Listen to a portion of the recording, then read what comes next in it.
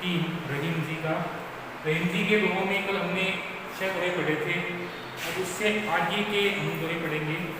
इसमें सबसे पहले है तनुवर फल नहीं खात है, शरबत यही में पान, कहीं रहीम पर काश इन संपत्ति संसही सुजान।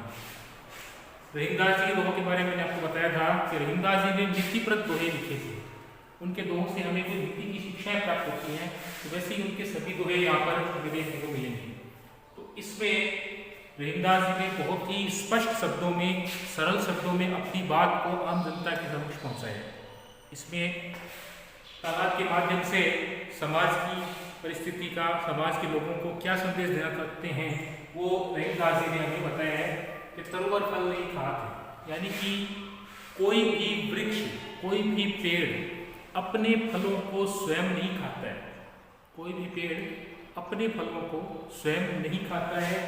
शरबत के ही में पान, कोई भी समुद्र अपने जल को स्वयं ग्रहण नहीं करता है। अर्थात कोई भी वृक्ष जो फल देता है, उस फल का उपयोग हमेशा हम दूसरे लोग करते हैं। हमारे जैसे लोग फलों को खाते हैं, लेकिन उसमें पेड़ का कोई महत्व नहीं है, पेड़ का कोई उद्देश्य नहीं है। उसका उद्देश्य केवल इतना ही है कि पेड़ अपने शाखाओं पर फलों का उत्पादन करते हैं, फल उपजते हैं और मनुष्य फलों को खाता है, जबकि वही पेड़ अपने फलों को स्वयं नहीं खा सकता। समुद्र का पानी लोग पीते हैं, जीव जंतु पीते हैं, लेकिन सरोवर का पानी सरोवर खुद नहीं पी सकता, समुद्र खुद उस पानी को नहीं पी सकता। वैसे ही कवि रहीम पर काश ये संपत्ति सजी गुजान, रहीमदास जी कह रहे हैं कि जो सज्जन मनुष्य होते हैं, जो श्रेष्ठ मनुष्य होते हैं, वह अपने सभी कार्य लोगों के हित के लिए करते हैं। उनका सभी कार्य लोगों के हित के लिए ही होते हैं। इतने भी कार्य सभी पुरुष करते हैं, उनके सारे कार्य लोगों के हित के लिए होते हैं। इस तरह से पेड़ अपने वृक्ष अपने फलों को स्वयं नहीं खाते और तालाब अपने जल को स्वयं ग्रहण नहीं करते हैं, वैसे ही सज्जन मनुष्य, श्रेष्ठ मनुष्य कभी भी अपने किए गए व्यवहार को दूसरों के सामने प्रकट नहीं करते। श्रेष्ठ मनुष्यों का एक ही उद्देश्य होता है कि हमारा एक ही मकसद है, एक ही उद्देश्य है, हम हमेशा दूसरों की भलाई करते रहें। तो रहीमदास जी ने इस दोहे के माध्यम से यही बताया है कि मनुष्य को हमेशा अपने आचरण के माध्यम से दूसरों का भला करते रहना चाहिए, दूसरों की सहायता करते रहना चाहिए। हमेशा दूसरों के हित के लिए कार्य करने से स्वयं का भी हित होता है। अगला है थोथे बागी द्वार के जो रहीम लहरा, धनी पुरुष दिन भय करे पास बात। इसमें रहीमदास जी ने हमें ये बताया है कि कार्तिक मास के बादल केवल गरजते हैं, बरसते नहीं। यानी कि कार्तिक मास के समय आकाश के अंदर तो बादलों का विशाल का एक झुंड दिखाई देता है। कार्तिक मास के बादल जिस तरह से केवल गरजते रहते हैं, वो बरसते नहीं है। उसी प्रकार जब धनी पुरुष यानी कि धनवान मनुष्य जब निर्धन हो जाता है, उसके पास सब कुछ खत्म हो जाता है, लेकिन फिर भी वह अपनी पिछली विशेषताओं को बताना नहीं छोड़ता है, वो झूठा दिखावा करना ज़्यादा पसंद करता है। जैसे कार्तिक मास के बादल केवल गरजते रहते हैं, उनमें पानी की बूंद नहीं होती, वो बरसते नहीं। उनका कार्य केवल गरज करके लोगों को आकर्षित करना है, लोगों को अपने वशीभूत करना है। उसी प्रकार से धनवान मनुष्य जिनके पास खूब आराम है, ऐशो आराम है, पैसा है, दौलत है, ऐसे लोग जब निर्धन हो जाते हैं, फिर भी वह अपनी बड़ाई करना नहीं छोड़ते हैं। वो लोगों के सामने अपनी विशेषताओं को बताने से नहीं चूकते हैं। उनका एक ही मकसद होता है कि मेरे पास आज भी वैसा ही सब कुछ है। वो पिछली बातों को लेकर के अपनी विशेषताओं को लोगों के समक्ष प्रकट करते रहते हैं, लोगों के सामने अपनी पिछली बातों को स्पष्ट तौर पर कहते रहते हैं। उन्हें निर्धन हो जाने का कोई भय नहीं रहता, कोई डर उनके मन में नहीं होता। अपने पिछले दिनों की बात को वो बढ़ा चढ़ा करके कहते हैं, बढ़ा चढ़ा करके अपना वर्णन करते हैं। अगला देखो, रहीमन असुआ ने डरी जिय दुख प्रकट करें, जाही निकारो गिहते कस ने भेद कही। इसमें रहीमदास जी कह रहे हैं कि जिस प्रकार मनुष्य अपने दुखों को प्रकट करने के लिए, अपने मन के दुखों को प्रकट करने के लिए नेत्रों से आंसू बहाकर उन्हें प्रकट कर देता है। जब मनुष्य के अंदर कोई दुख होता है, तो मनुष्य किसी विपदा में ग्रसित है, किसी विपदा में, किसी संकट में घिरा हुआ है, उस समय वह अपने दुख को प्रकट करने के लिए, अपने हृदय के भावों को प्रकट करने के लिए आंसू बहाकर अपना सारा दुख लोगों के समक्ष प्रकट कर देते हैं। ऐसे आंसू उसी प्रकार होते हैं जिससे किसी को घर से प्रताड़ित करके निकाल दिया गया और वह अपना सारा भेद लोगों के सामने उजागर कर देता है। जिस तरह से जब अपने ऊपर कोई कष्ट है, हम किसी मुसीबत के अंदर फंस चुके हैं, उस समय यदि हम लोगों के सामने अपने आंसू बहा करके अपने दुखों के बारे में बताते हैं तो लोग इसका फायदा उठाते हैं। इसका उद्देश्य उन लोगों का एक ही है कि इसके दुखों को किसी भी तरीके से कम नहीं होने दिया जाए। ऐसे लोग उसी प्रकार होते हैं जिस प्रकार से किसी को घर से प्रताड़ित करके निकाल दिया जाए। इसी की कहावत बनी है कि घर का भेदी लंका ढाएगा, क्योंकि जब किसी को घर से प्रताड़ित करके निकाल दिया जाता है, वह आपके घर के अगर सारे भेद जानता है तो वो जाकर के दूसरे को भी बताएगा। वो आपके सुख दुख के बारे में सारी सूचनाएं सामने वाले को देगा, जिससे लोग आपके दुखों पर और नमक डालने का काम करेंगे। आपके दुखों को बढ़ाने में उनका सबसे बड़ा सहयोग रहेगा। इसलिए अपने आंसुओं को बहाकर कभी भी अपने दुख, अपने मन के भाव, अपने हृदय के कष्टों को दूसरों के सामने प्रकट नहीं करना चाहिए। अगला है, रहीमन निज मन की विथा मन की राम को बोए, सूली अटेली है सब लोग बाटी में ले कोई। अब रहीमदास जी कह रहे हैं कि मनुष्य को अपने मन की व्यथा को अपने अंदर ही सीमित करके रखना चाहिए। अपने मन की जो परेशानियां हैं, अपने मन की जो कठिनाइयां हैं, मुसीबतें हैं, जो कष्ट हैं, उन्हें हमेशा अपने मन के अंदर ही छिपा कर रखना चाहिए, उन्हें उजागर नहीं होने देना चाहिए। क्योंकि सुनी अकेली है सब लोग बाकी न ले कोई। लोग जब आपकी पीड़ा को सुनते हैं तो वो आपकी सहायता नहीं करते, बल्कि आपकी उन बातों का मजाक उड़ाते हैं।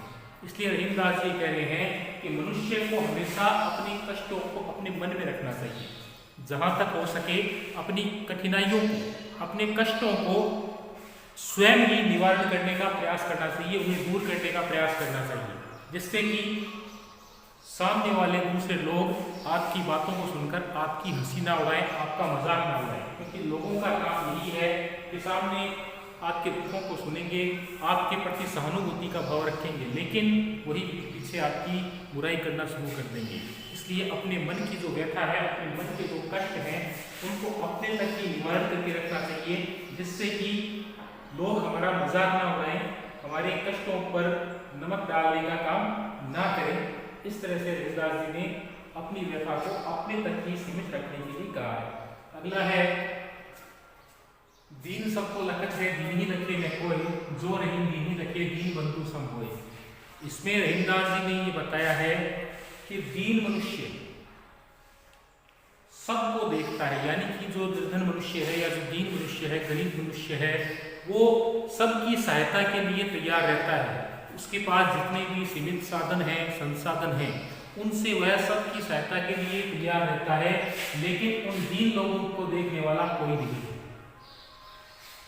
गरीब मनुष्य, निर्धन मनुष्य सभी को एक नजर से देखते हैं, लेकिन उन गरीबों की तरफ देखने वाला कोई नहीं। अर्थात कहने का मतलब ये है कि कोई भी निर्धन मनुष्य अपने हिसाब से सबकी सहायता के लिए हर समय, हर संभव तरीके से सहायता करने के लिए तैयार रहता है, लेकिन उन निर्धन लोगों की तरफ देखने वाला कोई नहीं है, उनकी सहायता करने वाला कोई नहीं है, उनकी सहायता करने के लिए कोई तत्पर नहीं है। इसलिए रहीमदास जी कहते हैं कि जो ऐसे दीन लोगों की तरफ देखता है, उन्हें दीन बंधु यानी कि ईश्वर के समान माना गया है। जो किसी गरीब की सहायता करता है, किसी गरीब को दान देना अपना सौभाग्य मानता है, ऐसे लोगों को रहीमदास जी ने दीन बंधु यानी ईश्वर के समान माना है। ऐसे मनुष्य ईश्वर के समान होते हैं जो हर संभव सहायता के लिए गरीबों के साथ रहते हैं, निर्धन मनुष्यों के साथ रहते हैं, उनकी सहायता करने के लिए पूरी तरह से उनके साथ रहते हैं। उनमें किसी तरह का अहम भावना नहीं होती है, वो हमेशा गरीबों की सेवा करने में अपना सारा ध्यान लगाते हैं।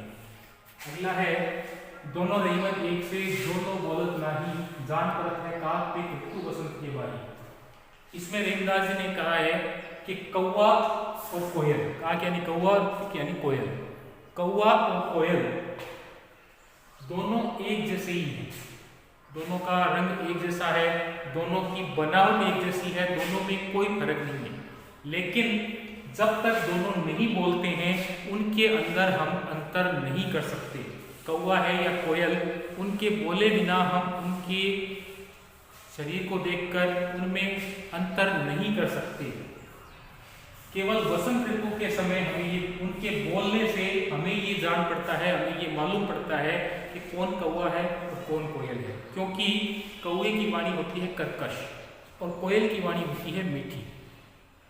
वसंत ऋतु के समय जब इनके बोलने का समय होता है उस समय कौवे और कोयल की पहचान होती है। कहने का तात्पर्य यह है, रहीमदास जी कहना ही चाहते हैं कि इस संसार के अंदर केवल वाणी की ही महत्ता है, वाणी की ही सब कुछ सिद्धि है। क्योंकि मनुष्य की पहचान उसकी वाणी से होती है, न कि उसके रहन सहन, उसके रंग रूप, उसके कपड़ों से उसकी पहचान नहीं होती। मनुष्य की पहचान होती है उसके बोलने से, कि उसका व्यवहार बोलने में कैसा है, वो किस तरह से अपनी बात को आपके सामने स्पष्ट कर सकता है। इस तरह से मनुष्य की पहचान होती है, उसके बोलने से उसकी पहचान होती है। मनुष्य का उदाहरण देने के लिए कौवे और कोयल का यहाँ पर रहीमदास जी ने उदाहरण दिया है। उन्होंने बताया है कि कौन कर्कश बोलता है और कौन मीठा बोलता है। तो आज के समाज में, वर्तमान समय में यदि मनुष्य अपनी पहचान बनाता है तो वो अपनी वाणी के आधार पर बनाता है, अपने वचनों के आधार पर बनाता है। उसे ये मालूम होना चाहिए कि मैं जो बोल रहा हूँ उस बोलने वाले वाक्यों से हमारे सामने वालों पर इसका क्या असर होगा, क्या हमारे सामने वाले हमारी बात को सुनकर हमें पूर्ण मान सम्मान देंगे या नहीं। वो केवल अपने व्यवहार पर, अपनी बोलचाल पर निर्भर करता है, जिसके द्वारा ही संसार में मनुष्य अपनी पहचान बना पाता है। नेक्स्ट है, बड़े बड़ाई ना करे बड़े न बोले बोल, रहीमन हीरा का कहे लाख टका मिलो बोल। इसमें रहीमदास जी बता रहे हैं कि जो बड़े मनुष्य होते हैं वो अपनी बड़ाई स्वयं नहीं करते, यानी कि जिन्होंने खूब मान सम्मान प्राप्त किया है उनकी बड़ाई वह स्वयं नहीं करते, अपनी बड़ाई वह स्वयं नहीं करते, बल्कि उनकी बड़ाई करने के लिए और बहुत है। क्योंकि इंसान की व्यवहार क्षमता के कारण, इंसान के व्यवहार के कारण उसकी एक पहचान बनती है। जब कोई बड़ा आदमी बन जाता है, यदि वह स्वयं के मुख से अपनी बड़ाई करता है तो उसे अहम भावना वाला घमंडी इंसान माना जाता है। जबकि जो बड़े मनुष्य होते हैं जिनका हृदय बहुत विशाल होता है, ऐसे मनुष्य कभी भी खुद की बड़ाई स्वयं नहीं करते। जैसे रहीमदास जी बताते हैं कि हीरा जो अमूल्य वस्तु है, हीरा अमूल्य वस्तु है जिसका मूल्य लाखों रुपए होता है, लेकिन हीरा कभी यह नहीं कहता कि मेरा मूल्य लाख रुपए है। क्योंकि हीरे की पहचान उसको खरीदने वाला ही जानता है। हीरे की पहचान को एक जौहरी ही पहचान सकता है।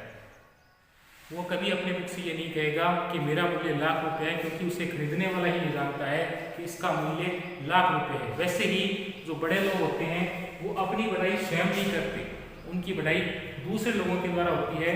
उनकी बड़ाई हमेशा दूसरे स्वभाव के लोग करते हैं। उसी तरह से जैसे हीरे का उदाहरण लेकर के रहीमदास जी ने यहाँ पर बताया है, क्योंकि हीरा कभी नहीं कहेगा कि मेरा मोल लाख रुपए है।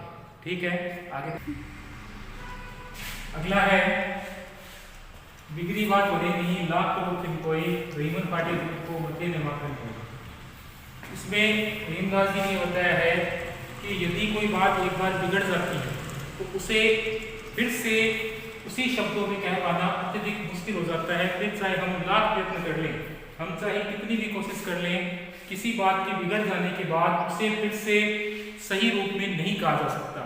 जिस तरह से जब हम अपने शब्दों से किसी को कोई बात कहना चाहते हैं, लेकिन यदि वह बात हमने गलत शब्दों से कही है तो उस बात का कोई मोल नहीं रहता।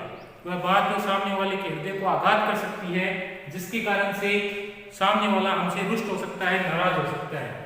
जिस तरह से फटे हुए दूध से मक्खन को नहीं निकाला जा सकता, उसी प्रकार अपने मुख से कही गई बात को दोबारा से रिपीट नहीं किया जा सकता, उसे सुधार करके दोबारा से नहीं कहा जा सकता।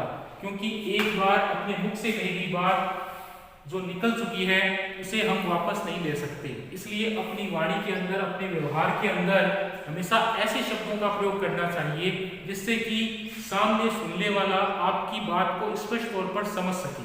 उसे किसी तरह के आघात का सामना ना करना पड़े, उसे हमेशा स्पष्ट शब्दों में अपनी बात को कहना चाहिए।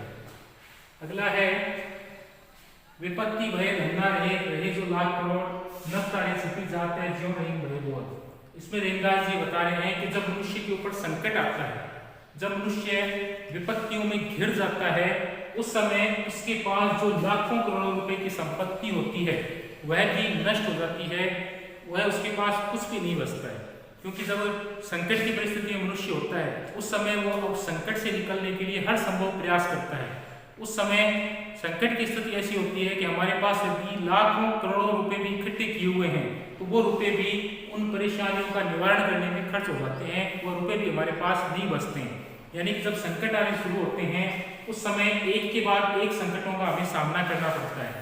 ऐसे संकटों में धैर्य रख करके ही हम उन संकटों से बाहर निकल सकते हैं। जैसे रहीमदास जी ने उदाहरण दिया है कि जब घनघोर अंधकार में, रात्रि काल में आकाश में तारे दिखाई देते हैं, उस समय कहीं भी सूर्य का नामो निशान नहीं होता। लेकिन जैसे जैसे रात्रि बीतती जाती है और सूर्य उदय होने का समय आता है, उस समय सूर्य के उदय होने के साथ, उसकी पहली किरण के साथ ही आकाश के सारे तारे गायब हो सकते हैं। तो कहने का मतलब यही है कि जिस तरह से सूर्य धीरे धीरे अपने पूरे तेज के साथ, अपनी पहली किरण के साथ धीरे धीरे पूरे आकाश को अपने वश में कर लेता है, वैसे ही जब इंसान को विपत्ति आती है तो मनुष्य को उन विपत्तियों का सामना बड़े ही धैर्यपूर्वक करना चाहिए, जिस तरह से सूर्य अपनी किरणों से अपनी रोशनी को चारों तरफ फैलाता है। यदि हम धैर्यपूर्वक किसी विपत्ति का सामना करते हैं तो निश्चित तौर पर वह विपत्ति हमें जकड़ नहीं सकती, हम उन विपत्तियों से छुटकारा पा सकते हैं। अगला है माती घटक रही पद कितो करो, कितो करी बड़ी काम, तीन पद वसुधा करी तव भाव में नाम। इसमें रहीमदास जी ने कहा है कि मनुष्य चाहे कितना भी बड़ा काम क्यों ना कर ले, यदि वह एक बार याचक बन जाता है, यदि वह एक बार किसी से कुछ मांग लेता है, तो वह उसका मान सम्मान पूरी तरह से गिर जाता है, वह अपने पद को फिर से प्राप्त नहीं कर सकता। जैसे भगवान का उदाहरण उन्होंने दिया है कि भगवान हरि ने, भगवान विष्णु ने 3 पैर भूमि के लिए वामन अवतार धारण किया था, 3 पग भूमि नापने के लिए वामन अवतार धारण किया था, लेकिन उन्हें आज भी वामन अवतार के नाम से जाना जाता है। वामन बोलते हैं बोना को, उन्हें आज भी बोना ही कहा जाता है। तो जब इंसान एक बार किसी का याचक बन जाता है, किसी से कुछ मांगने के लिए उसके दरबार पर पहुंच जाता है, तो उसका सारा मान सम्मान, उसकी सारी शान शौकत सब कुछ क्षितिज हो जाती है, नष्ट हो जाती है, वह एक याचक बन के ही रह जाता है। उसके बाद वह अपनी पुरानी प्रसिद्धि को फिर से प्राप्त नहीं कर सकता। जैसे भगवान विष्णु को भी वामन अवतार बोना कहा जाता है, जब भगवान विष्णु ने राजा बलि से 3 पग भूमि मांगी थी, उन्होंने वामन अवतार धारण किया था, इसीलिए उन्हें वामन के नाम से, बोने के नाम से जाना जाता है। अगला है मान सहित विष खाए के शंभु भय जगदीश, बिना मान अमृत किए रघु कटयोसी।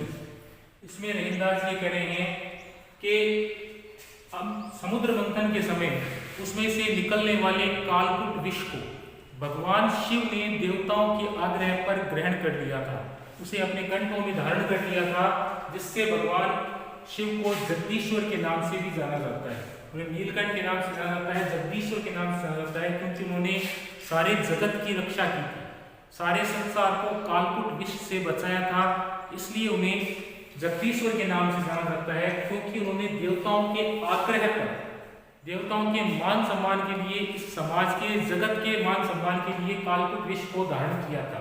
लेकिन राहु ने बिना मान के, बिना आज्ञा के, छल कपट के द्वारा अमृत का सेवन किया था, इसलिए राहु को अपना शीश कटवाना पड़ा। भगवान विष्णु के हाथों उन्हें अपना जीवन नष्ट करवाना पड़ा, अपने जीवन का त्याग करना पड़ा। इसलिए इस संसार के अंदर हमें मान सम्मान के साथ रहना चाहिए, दूसरों को मान सम्मान देते हुए खुद का मान सम्मान भी बना करके रखना चाहिए। इस संसार में मान सम्मान की प्राप्ति तभी हो सकती है जब हम सामने वाले को, दूसरे को मान सम्मान देंगे। इस इसलिए हमेशा मान सम्मान के साथ रहते हुए अपनी कुटिलता का त्याग करते हुए इस संसार में जीवन यापन करना चाहिए। अगला है रहीमन जीवा बावरी कही गई सड़क पाताल, आपको तो कहीं भीतर रही जूती खाट पाताल। इसमें रहीमदास जी ने कहा है कि मनुष्य की जीव तो बावरी यानी बावली है, पागल है, क्योंकि मनुष्य अपने मुख से अपनी जीवा के द्वारा कुछ भी शब्दों को कह देता है और कह करके संपूर्ण विश्व की बातें कर देता है। स्वर्ग पाताल का उदाहरण दिया है, स्वर्ग और पाताल तक की बातें मनुष्य की मुख की जीवा कर देती है। यानी कि कहने का तात्पर्य यह है कि मनुष्य अपनी जीवा के माध्यम से तरह तरह के शब्दों का प्रयोग कर देता है, लेकिन मनुष्य की जो जीव है वो तो बावली है, पागल है, क्योंकि मनुष्य की जीव आपको तो कहीं खुद कहकर मुंह के अंदर छिप जाती है। मनुष्य की जीव जो कि अपनी बात को स्पष्ट करके खुद तो मुंह के अंदर छुप जाती है, लेकिन उसके कहे गए शब्दों के कारण जूती हमारे सिर को खानी पड़ती है। यानी कि हमने तो अपने मुख से बात कह दी, लेकिन उन कहे गए शब्दों का यदि गलत अर्थ निकलता है तो उसके कारण कष्ट हमें हमारे सिर को उठाना पड़ता है, जूतियां हमारे सिर को खानी पड़ती है, क्योंकि जीव का इसमें कुछ नहीं बिगड़ता। इसलिए रहीमदास जी ने कहा है कि हमेशा ऐसे लोगों की शरण में रहो, ऐसे लोगों की संगत में रहो जिनके कारण आपका मान सम्मान नष्ट ना हो, आपको कुछ ना कुछ ज्ञान उनसे मिलता रहे। क्योंकि लोगों का ज्यादातर कार्य ये होता है कि वह कोई भी गलत कार्य करके स्वयं वहां से हट जाते हैं और उसमें आपको इन्वॉल्व कर देते हैं, आपको उसमें शामिल कर देते हैं। इसलिए ऐसे लोगों से दूर रहते हुए हमेशा सरलता पूर्वक अपना जीवन यापन करना चाहिए।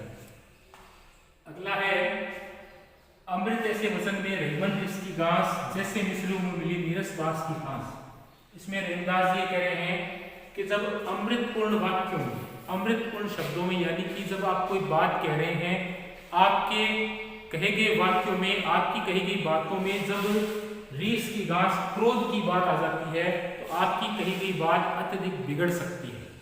जब स्पष्ट शब्दों के अंदर क्रोध की भावना आ जाती है, जब हम किसी के साथ क्रोध से बात करते हैं तो उस समय हमारे कहे गए वाक्य, हमारी कही गई बात पूरी तरह से उल्टी पड़ जाती है, गलत साबित हो जाती है। जैसे मिश्री का सेवन करते समय यदि उसमें कोई बांस की फांस आ जाए तो मिश्री जब हम सेवन करते हैं तो बांस की फांस मिश्री से अलग होकर हमारे गले में, कंठों में फंस जाती है। वैसे ही जब हमारे शब्दों में, हमारे वाक्यों में, हमारी कही गई बात में क्रोध की भावना उजागर होती है, उस समय हमारी सारी बात अस्पष्ट रह जाती है, हम अपने शब्दों को स्पष्ट तौर पर लोगों के सामने प्रकट नहीं कर सकते हैं। तो ये प्रमुख दोहे रहीमदास जी के आज हमने पढ़े हैं। अगले चैप्टर में हम देखेंगे इनके प्रश्न।